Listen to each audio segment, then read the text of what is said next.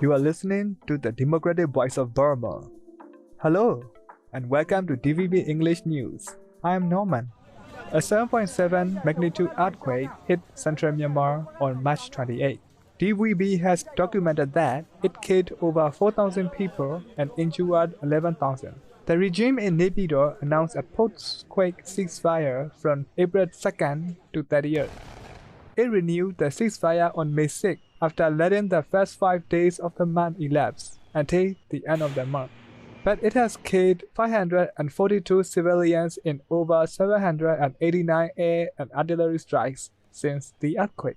650 attacks have been carried out since the ceasefire was announced, according to DVB data. The regime has not stopped attacking Sagaing and Mandalay, the two regions most devastated by the earthquake.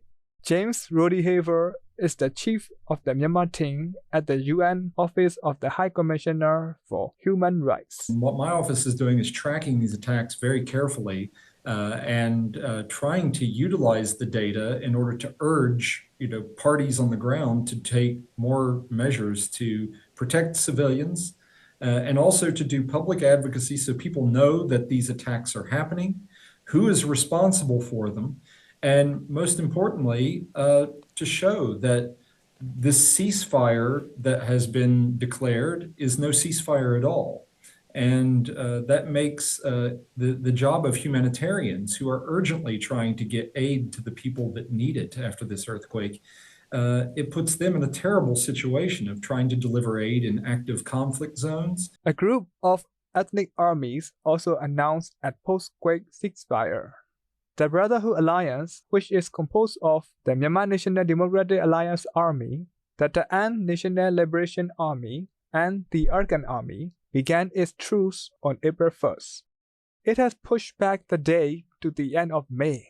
But the TNLA and the AA have reported airstrikes in areas under their control in Mandalay region, Northern Shan, and Arkan states. MNDAA-controlled towns have been spared for the most part since it signed a China broadcast ceasefire in January. Lashio in Northern Shan State is the region's largest city. The MNDAA ceased from the regime when it took control of the regional military command headquarters there last August. China pressured the MNDAA to hand back administration of Lashio to the regime on April 22nd. Sources told DVB that Chinese Special Envoy Deng Shijun was in the town to ensure the handover was peaceful. The Chinese ambassador to Myanmar, Ma Jia, wrote in regime media on May 5th that China respects Myanmar's territorial integrity. But Myanmar people have long criticized Beijing for its interventionist approach along the 2,129-kilometer-long shared border, especially since the Brotherhood Alliance launched Operation 1027 in October 2023, seizing 20 towns in Northern Shan from the regime.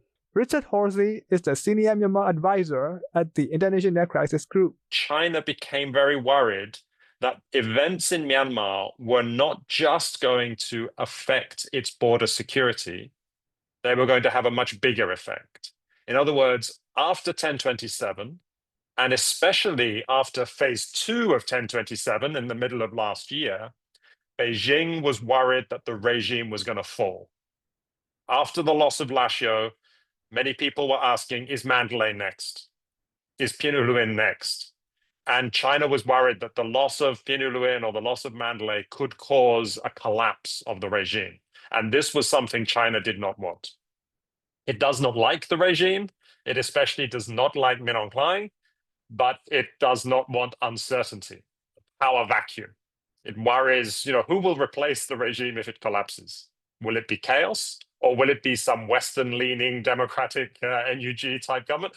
China doesn't know, but it doesn't like this uncertainty. So it would like to see the regime hold elections at the end of the year, and then a new government, military-backed government, I'm sure, emerging after those elections. That's what China would like to see. It doesn't want the regime to collapse before those elections. Right? It wants a kind of orderly, predictable process. And that's why it's so insistent that Lashio and the Northeastern Regional Command should be returned to the regime. Halsey was referring to the Shadow National Unity Government, a group of elected officials ousted in the 2021 military coup. It is the only civilian alternative to the regime, which seized power after the coup in Naypyidaw. China's President Xi Jinping met with regime leader Min Aung in Moscow, Russia, on May 9. He promised to help Myanmar with the post-quake recovery, but that may come at a cost to the country's sovereignty. China was one of the first countries to send humanitarian aid and assistance into Myanmar on March 28. But many believe Beijing has ulterior motives. Zhou Zhou is a spokesperson for the National Unity Government. We request that humanitarian assistance without discriminations where the people live. Doesn't matter where they might be living in our control area, they might be living in the military control area. We, from the outset, from the beginning, our position is very clear. And this is the humanitarian crisis needs, so that we have to help the human beings, our own civil citizens of Myanmar.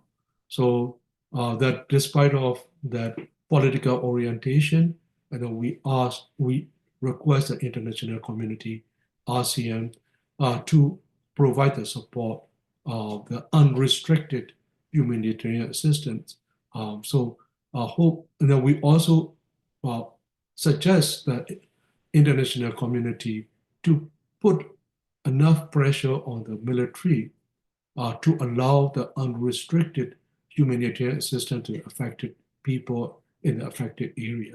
The NUG held its own ceasefire from March 30th to April 22nd, but it didn't extend it any further into May due to the repeated violations by the regime. However, its People's Defense Force also violated the ceasefire when it seized Indore in Sagaing region on April 7.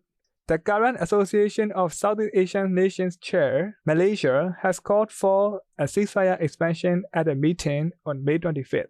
ASEAN urged the regime to extend its ceasefire and engage in peace talks with the resistance at its summit on May 27. For DVB English News, I am Norman. Thanks for listening.